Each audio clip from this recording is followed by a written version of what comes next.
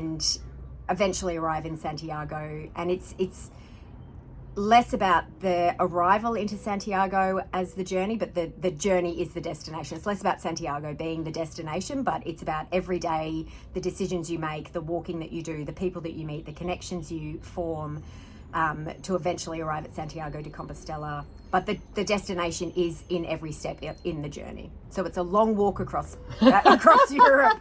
In summary, it's a very long walk. Very long walk. And the hardcore pilgrims actually carry everything that they need, including water, food, their clothes. Yeah. Lesser hardcore pilgrims can get it shipped ahead, but I think that, would you agree that when you're going inwards, it's sort of a metaphorical experience to carry all of your belongings with you on that journey, yes, to absolutely. Really get the full experience. Absolutely, yeah. So you carry your physical stuff and your physical baggage, and you carry your emotional baggage as well. And it is definitely a metaphor because you start with too much physical baggage and emotional baggage, and you shed it along the way. I love that. Yeah, that you've got the physical baggage physically, and then I know that you like halved your pack weight pretty quickly. I did. Because it's like probably 20-25 kilometer days, sometimes even more, which in miles is like around the 16-18 miles per day, but every day for up to 800 to 1,000 kilometers, which is like 500-600 miles. Like I can only imagine, because I obviously haven't done one yet, but I can only imagine that you have no idea what you're getting yourself in for. You have no idea. It is, I remember feeling like a deer in headlights when I started the first one. You don't know where you're supposed to be going. You don't know what you're supposed to be doing. How do you know where you're going? You have apps, obviously, but there's so many processes. There's a whole trust process that you go through, along with the shedding, along with the connections. But yeah, you have no idea. I was like a deer in headlights for the first week on the first Camino that I did. I was like, what have I gotten myself in for? How much stuff have I got on my back? Why are my hips hurting? Why are my shoulders hurting? And yeah, it's a whole experience to unpack.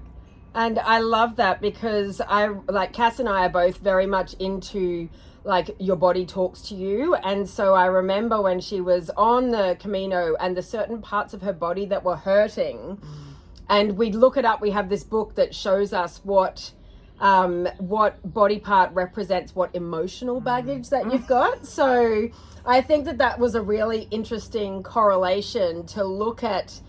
Yes, you had physical ailments because you were carrying physical things, but also knowing you were there to shed the emotional baggage, and maybe the physical ailments were pointing you in the direction of what might need shedding emotionally. Absolutely. Through the first one and the second one. It was very interesting. Yes, and we will unpack the second one a bit later, because I'm really interested to understand once you think you know what you're in for, but I'm guessing the second one shows you a whole lot of stuff that you had no idea was there. But I want to jump back to the part where you talked about learning to trust yourself, because Cass and I were talking this morning about how important the process is to learn how to trust yourself. And when we were younger, we used to backpack in Southeast Asia a lot, and The Lonely Planet, Southeast Asia on a Shoestring was my Bible. Like, I love that book. I slept with that book. I read that book. We were planning here. We were going there.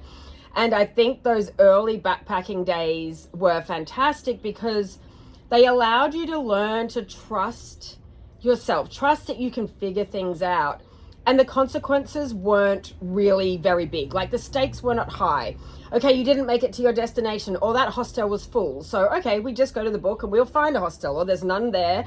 A guide will help us find a hostel. So the stakes aren't so high. So I love it that then you've built on that experience on a Camino where you think, well, I've done that, but this is a very different experience. So it's learning how to trust yourself in a new environment. So explain I remember you saying that your brain was just so full of Camino decisions, like a million decisions that you don't have to make in normal life. So can you just talk about like a day in the life of the pilgrim and the decisions you were making and what was consuming your thoughts at that time? Yeah, for sure. Yeah, so and the Camino once you get into the routine, it's a very simplified day, but you're constantly making decisions, and the decisions start as soon as you wake up. So what time am I waking up? What time do I want to start walking? Is it a hot day? Do I want to walk in the heat? If it's a cool day, maybe I can start a little bit later. And then when you start, how far are you actually going to walk that day? So how far are you going to walk that day? When are you going to stop to have a break, to eat? When are you going to stop to have some water? Where's the next bathroom? How much stuff are you going to carry? Are you going to carry your bag? Are you not going to carry your bag? And you're constantly making decisions. So when you actually decide, okay, I'm going to walk 25 Ks today, sometimes there's deviations. So you can take the normal route, or you can take the road less traveled, which is a deviation. Generally it's longer. So do I want to walk further today? Do I want to have a different experience to everyone else? Do I want to walk with people? Do I not want to walk with people? Do I want to stop and look at the cathedral or the church or the historic relic or the Roman bridge or whatever it is? Do I want to walk with people? Do I want to talk today? Do I not want to talk today? Do I want to have headphones in? Do I not want to have headphones in? Like, it's constant decision making all day. Have I eaten enough food? Have I drunk enough water? Do I want to stop in this town? When do I want to eat lunch? Do I want to take my shoes off? Do I want to swap my socks? Do I need to put on more anti-friction cream? My feet, am I getting any hot spots? Like, you become... And then once you actually get to the destination in the afternoon, it's like, okay, well, then I need to make all the decisions for the next day. How far do I want to walk? Where am I going to stop? What route am I going to take? And you get decision fatigue, because it's every day you have to make these decisions, and every day you're walking through different places, and you're staying at different places, and you're meeting different people. And they're life decisions, but they're just in this microcosm of a Camino bubble. And it's new. Every single day is new. Unless you've walked that particular Camino, you don't know what towns you're going to be walking through. You don't know what services are going to be there.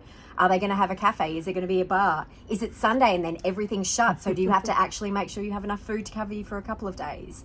And then you get to the end of the day and you fall exhausted into bed, and then you wake up and do everything again the next day for 800 kilometers.